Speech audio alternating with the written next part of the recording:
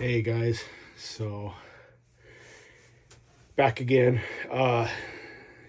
Life's been busy here the last few months since our last trip to Olympia.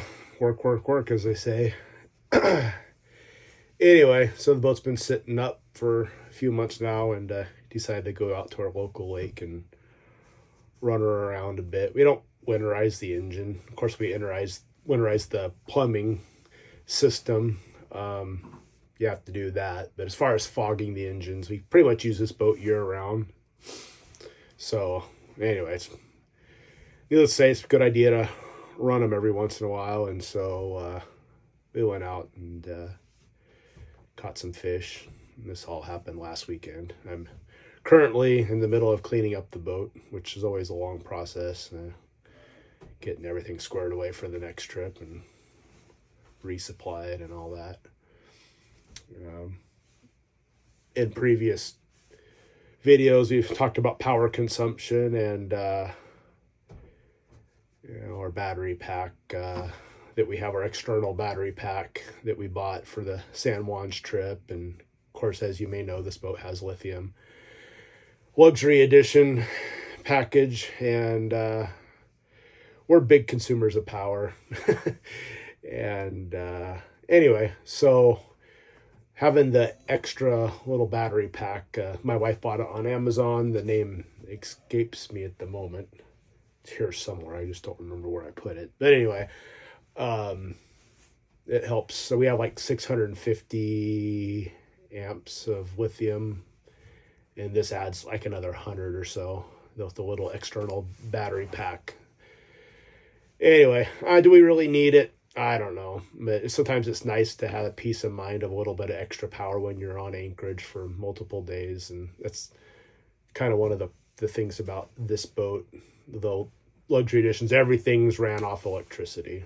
And so power consumption can be, an issue if you're not mindful. We have Starlink and we have kids that run devices, and the list goes on and on. So we are big power consumers. And so anyway, when you're on vacation, I don't know, it's not really fun to have to kind of be all mindful of, how much power I'm using. I can't turn this on. I can't turn that on. We go boating to unwind, and I don't know. So we could do better on power consumption, but it's not something we really want to police ourselves on, I guess is what I'm trying to say. So as I said before, going up north to San Juan's, all the crowded anchorages, definitely the additional battery pack is useful. Do we need it? No, we could easily get by without it. Now, this last trip that we took, that you'll see videos of in a minute here, to our local lake, we have a 3,200 watt Honda generator, a suitcase generator, and we just run that. It's basically like having shore power. As long as you got gas in the generator, you got power, and all the power you really need. So again, that's on our local lake in the wintertime. We're literally the only boat out there. Maybe there's a couple other boats on this massive lake. So it's like our noise of our generator isn't really, interfering with anybody else's enjoyment of the lake. We're kind of out there by ourselves. So, hey, let the generator roar. I don't have to worry about monitoring batteries and all that. Again, it's just like being hooked to shore power, and that's kind of a nice feature. In a few minutes here, you're going to see videos I took of how we operate our Honda generator, and it's again 3,200 watts, and I can run. Basically, what it comes down to, based on my experiences, is you can run two big draw items simultaneously. So, for example, I could have the battery charger running, and have the electric stove running simultaneously, and the generator can handle that, along with lights on in the cabin and cell phones charging. You can't do much beyond that. If you try to turn on the microwave, for example, that'll trip the breaker on the generator, and it'll go into standby mode. So. But as long as you don't run any more than two big draw items simultaneously, that generator does a fantastic job. And it totally, alleviates the concern of power. And when we're out on the lake, it's freezing, 32 degrees or less So the HVAC system on this boat runs hard. Yeah, I tell you what, if we were just running on just battery alone, hoping for what little solar we could get, I don't think we'd make it through the night. As a matter of fact, I know we wouldn't make it through the night because I shut off the generator at night, get the batteries topped off, switch everything over to the inverter, turn the HVAC system down to its lowest setting, and I get, maybe 6 hours. And then my low battery alarm starts going off on the Victron battery monitoring system. So at that point, I got to wake up and I just start the generator up. At that point, it's kind of, early morning-ish. And so I just start the generator, flip it back on to shore power and go back to bed. And, so anyway, the water's cold. I'm not an expert on these HVAC systems they put in these boats, but it's my understanding that, the colder the water, the less effective heating you're going to get. Well, on our high mountain lakes in January, that water is cold. I mean, right above freezing. So, it makes it a challenging situation for these systems. It's my understanding, and correct me if I'm wrong in the comments, but as of 2025, they are no longer making the Northwest edition of this boat. And again, this is the Ranger R27. So if that in fact is correct, then maybe this generator discussion will be worthwhile to some of you guys out there, that maybe are in a situation like we are, where it's very cold weather, freezing weather, very cold water, and you're dealing with limitations of these systems. In case you don't know, the Northwest edition used some sort of diesel fired heater, and so it wasn't really that dependent on batteries and all that. These luxury editions, they have electrically powered central heating and air, similar to a heat pump on a house, I think. Again, I'm not an expert at these systems, but that's kind of my rudimentary knowledge. So I think this generator discussion might be pertinent to some of you that are buying these boats now that are exclusively equipped with these electric HVAC systems. So anyway, we'll switch on over to the video of the generator running. Okay, so here we are up at the lake last weekend. You can see the generators running there. Big lake, cold weather, not a lot of people around. So, hey, let the generator run. Obviously, this is not real good for solar. So, again, with this cloud cover, the generator comes in very handy. The generator is great for a lake or any body of water that doesn't have a lot of other people around. Not something I would do in an area that had a lot of other boaters anchored out, like in the Puget Sound, San Juan Islands, Canada, etc.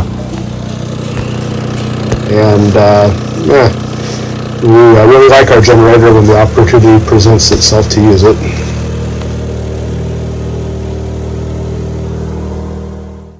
All right, guys, I'm going to kind of edit this in here. For those of you who want more information on this generator setup that I have here, so this is a Honda 3200 watt generator.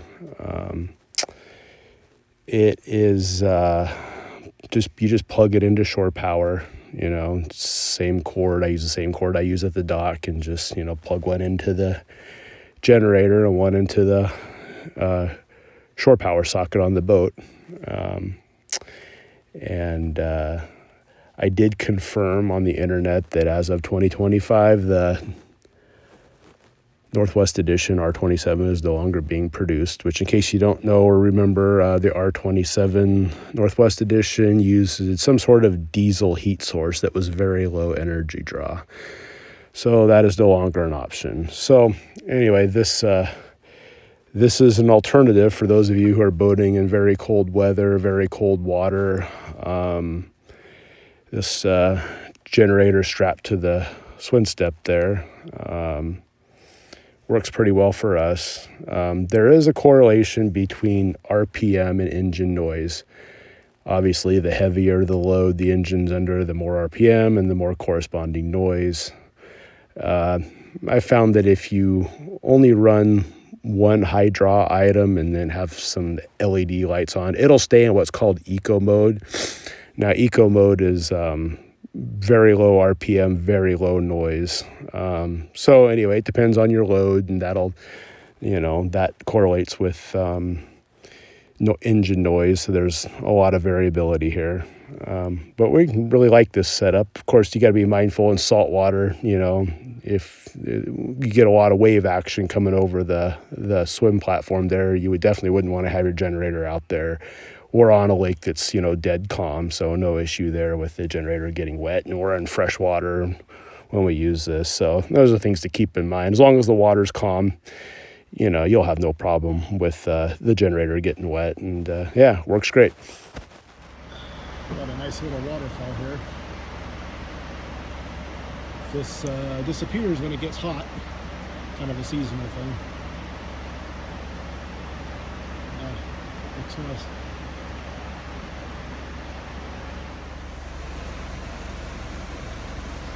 It's like a little duck there trying to find something to eat. I don't know what kind of duck that is, but probably tough going up here this time of year. Like he's trying to eat through floating wood.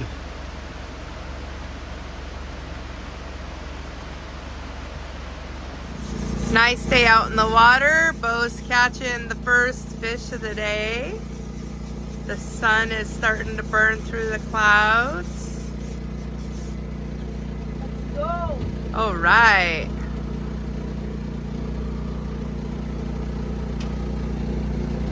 Let's see the fish. Look at that. I'll get them off for you. It's a real sticky. Dad's getting the pliers out.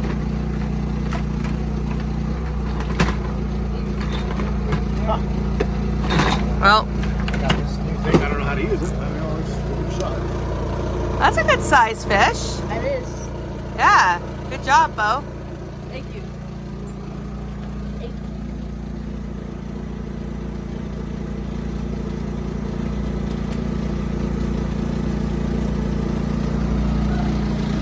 There's a few boats out this morning. It was a little cold this morning. Last night, we had the heater going all night. Mike had to wake up around 5 a.m. to start the generator because our batteries got depleted because the heater was running non-stop, but kept us nice and warm. But it looks like it's going to end up being a really nice day. Bo's reeling in another fish. These fish are hungry. We've reeled in probably 4 in the last 20 minutes. It's about 5 every minute. Yeah, That's one every 5. that's another good size one right there. Nice. Alright, nice. We have this guy in the sink because with the cereal, because we were catching this fish and didn't know what to do with it. So We just hatched it. we'll have to get all these guys unhooked and killed so we can gut them and make something yummy with them. Bella is, wow, she's gotten really good at reeling. She is bringing in a real big fish right now. It hit that pole so hard. Let's get this big boy in. Good job, Bella. Good job, Ella. What a great day out on the water. Lots of fish. That's a big fish.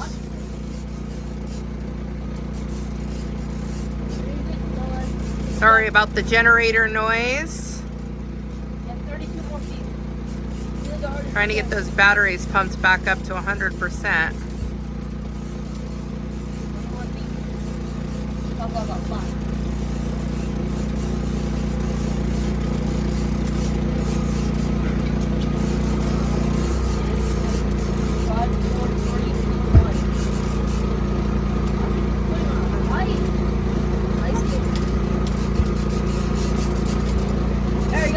All right. Oh, look.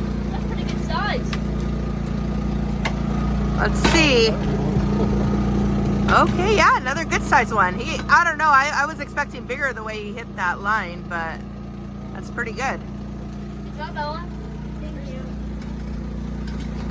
Good job, Bella. Thank you. Just reeled in this big monster. He didn't feel that big when I was getting reeling him, but got close to the boat and we started fighting pretty good. Good day fishing so far.